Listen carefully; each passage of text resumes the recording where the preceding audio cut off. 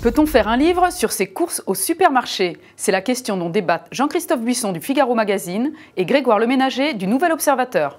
Alors, oui, on peut. La preuve, Annie Ernaux l'a fait.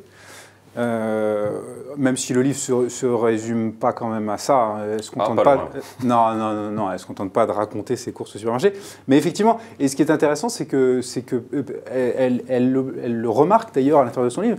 Personne ne l'avait tellement fait avant elle. C'est-à-dire que personne n'avait pris le supermarché ou l'hypermarché. Parce que c'est inintéressant. Ben non, c'est pas c'est inintéressant et en même temps c'est fréquenté par une proportion très importante de la population française. Donc de ce fait-là, ça devient intéressant quand même. C'est un lieu qui est clos, qui prétend satisfaire tous les besoins de tout le monde, etc. Donc c'est quand même intéressant d'essayer de faire un livre là-dessus pour décrire ce... C'est intéressant si on est sociologue, mais si on se prétend écrivain, c'est pas intéressant. Je sais bien que depuis la veine naturaliste, c'est le « je suis littérature » qui compte. Et donc elle s'estime, comme elle est écrivain, elle estime que tout ce qu'elle peut décrire est intéressant et une valeur littéraire.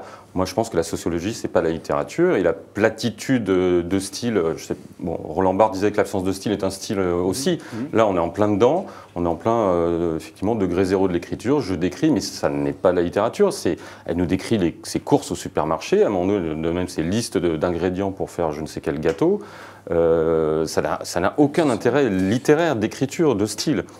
Après, qu'elle en fasse un livre de sociologie dans une collection au PUF, très bien, mais pas prétendre faire œuvre littéraire. Il se trouve que c'est une collection assez particulière qui s'appelle Raconter la vie, qui a été lancée par Pierre Rosanvallon au Seuil, qui n'a pas vocation à être une collection de littérature. Et Annie Ernaux a un rapport avec la littérature qui est toujours assez ambivalent. C'est-à-dire que oui, c'est vraiment un des écrivains majeurs de notre époque, mais elle l'est devenue parce que précisément, elle utilise elle est imprégnée de sociologie, d'ethnologie, et que c'est comme ça qu'elle a bâti une écriture qui du coup ressemble à aucune autre dans le paysage littéraire. Ça, c'est le moins qu'on puisse dire. Bah oui, mais c'est quand même intéressant. Par ailleurs, elle raconte ses courses au supermarché, oui, parce que c'est sous la forme d'un journal, et en même temps, à chaque fois, elle en profite pour décrire quelque chose, et puis tout de suite, il y a une question ou un commentaire.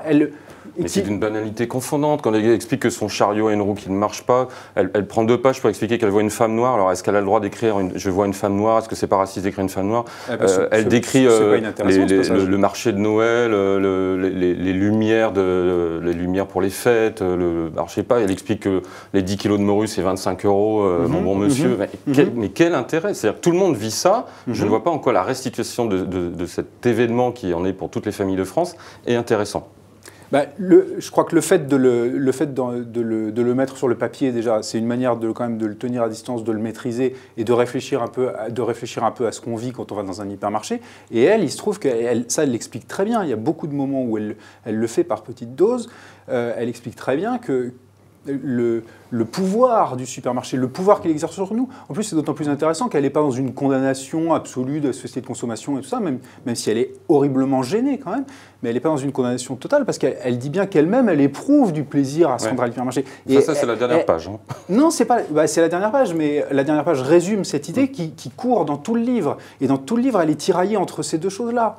Ouais. Et de ce point de vue-là, elle écrit quelque chose qu'effectivement tout le monde pense, tout le monde sent très très confusément, sauf qu'elle met des mots là-dessus. Ça, c'est quand même un boulot d'écrivain. Mais ça, ce qui est assez juste, c'est qu'il y a une imprégnation idéologique aussi. Moi, c'est aussi ça qui m'a gêné. C'est que, voilà.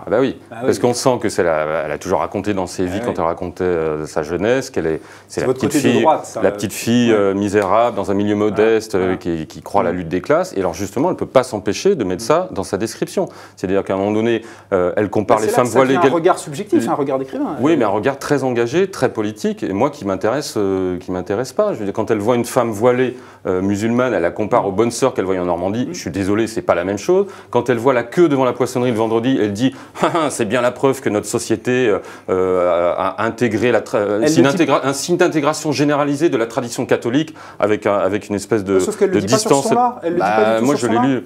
Je l'ai vraiment lu sur ce ton-là. Il y a une espèce de critique quand même de cette société de consommation. Oui, mais qui est légitime.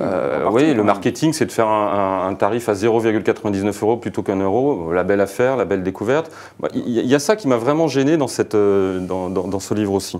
Et puis, ce que vous avez dit en préambule aussi, de dire, effectivement, ça n'a jamais été fait. Moi, je pense que ça n'a jamais été fait parce que c'est pas intéressant, mais elle dit parce que c'est les bourgeois qui tiennent la littérature depuis des siècles, donc évidemment, les bourgeois ne vont pas au supermarché, donc ils ne racontent pas ça. Ça, c'est son obsession. Vous caricaturez un peu, c'est pas tout à fait ce qu'elle dit. Ah bah si, elle le dit dès le début, elle dit, pourquoi il n'y a pas de supermarché dans les livres?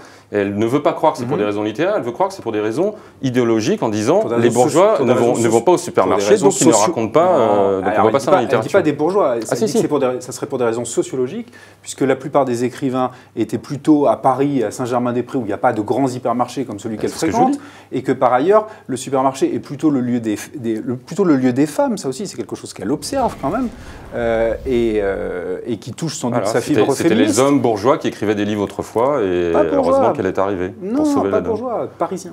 De la même façon, quand elle débute le livre, elle dit elle va à Košice en Slovaquie, elle ne va pas visiter la cathédrale Sainte-Élisabeth, qui est le plus beau, un modèle d'architecture médiévale, mais elle va au supermarché Prior slovaque. Bon, voilà, c'est un choix de vie. On peut lui reprocher de ne pas avoir fait le livre, avoir fait un livre, mais elle en a fait un autre, c'est tout.